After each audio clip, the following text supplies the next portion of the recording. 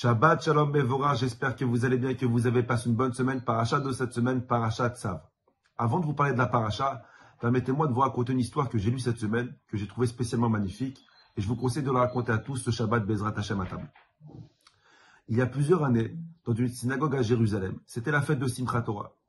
Et comme dans toutes les synagogues du monde, le jour de Simchat Torah, étant donné comme quoi on finit de lire la Torah, nous avons coutume de sortir tous les sifrei Torah du Echad, de chanter en l'honneur de la Torah, de danser en l'honneur de la Torah pendant des heures. Dans cette synagogue, comme toutes les synagogues, ils ont sorti tous les sifrei Torah. Ils ont commencé à chanter, à danser, ils étaient heureux. Malheureusement, dans l'excitation de la danse, une personne, il a voulu prendre le Sefer Torah. Il a mal attrapé le Sefer Torah. Et le Sefer Torah, il est tombé par terre devant tout le monde. Imaginez-vous la scène. 200 personnes qui s'arrêtent de chanter, qui s'arrêtent de danser. Tout le monde regarde la personne qui a fait tomber le Sefer Torah. Rapidement, on relève le Sefer Torah du sol. Miskin, la personne qui a fait tomber le Sefer Torah, il avait tellement honte de ce qu'il a fait. Il n'a pas fait exprès, mais il avait tellement honte qu'il s'est sauvé de la synagogue. Personne ne sait quoi faire. Alors, il y a une personne qui a dit, bon, le Sefer Torah, il est tombé, on arrête de chanter, on arrête de danser, il faut qu'on commence à jeûner. Une autre personne, il a dit, le Sefer Torah, il est tombé, on doit jeûner 40 jours. Une autre personne, il a dit, le Sefer Torah, il est tombé, il faut tous qu'on donne à tzedaka. Le pessimiste de la synagogue, il a dit, Rabotai, nous allons tous mourir. Bon, personne ne savait quoi faire. Il y avait une personne, pas un rabbin, personne de la synagogue, qui s'appelle Mordechai. Mordechai, il a vu cette histoire-là. Il court, il prend le Sefer Torah et il leur dit, Rabotai, c'est vrai que le Sefer Torah, il est tombé. C'est vrai que nous devons faire quelque chose. Je ne sais pas ce qu'on doit faire. Est-ce qu'on doit jeûner? Est-ce qu'on doit jeûner 3 jours? Est-ce qu'on doit jeûner 40 jours? Est-ce qu'on doit donner de la tzedaka? Je ne sais pas, on doit faire quelque chose.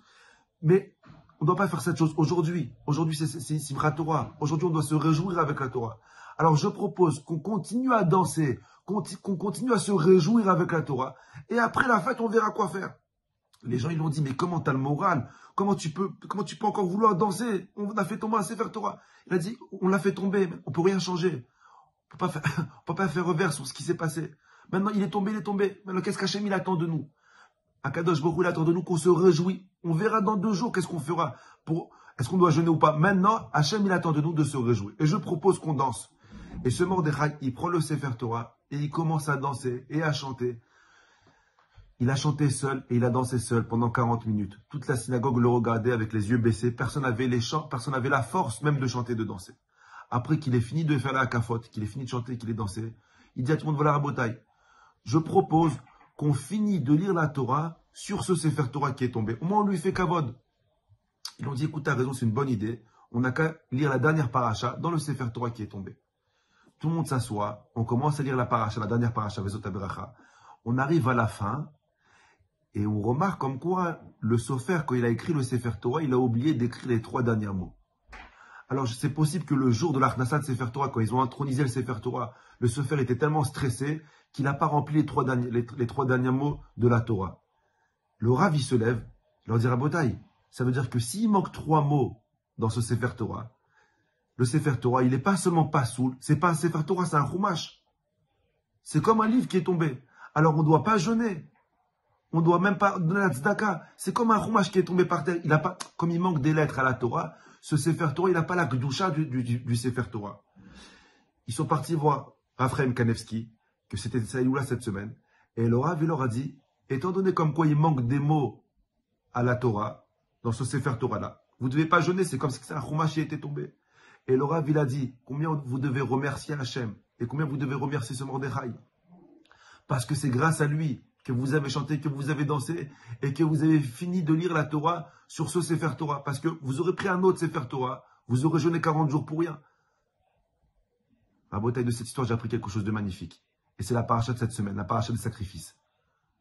C'est écrit dans la Torah qu'une personne qui faute, il doit amener un korban, il doit amener un sacrifice. Une personne qui faute, il s'éloigne de Dieu.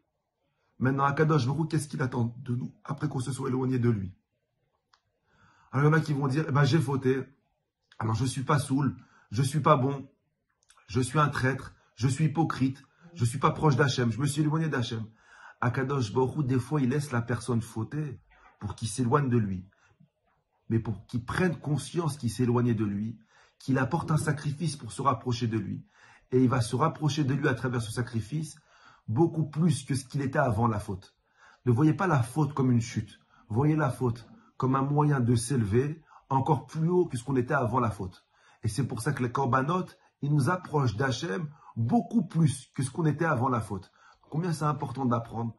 Tout le monde tombe, mais ce qu'Hachem il attend de nous, c'est pas de rester à terre, c'est de se relever rapidement et de s'élever à un niveau, de s'attacher à Hachem avec amour, plus que ce qu'on était avant la faute. Bracha, la semaine prochaine.